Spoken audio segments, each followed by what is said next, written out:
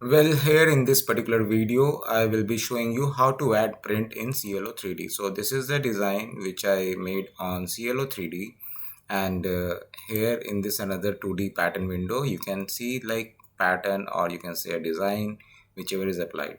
Now I have to apply some print on this particular white fabric, so which is in this panel.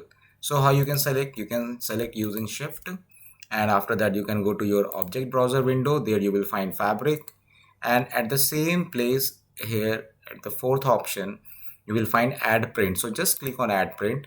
It will take you to the page wherever is your print. So this is the print which I want to apply. I will just select it and click open, and after that you will see magic. So in just few seconds you will find that your print is applied. Now here you can see this is the print which is applied on the design which I was looking for. So that's all for the day. Keep watching, keep learning. Thank you so much.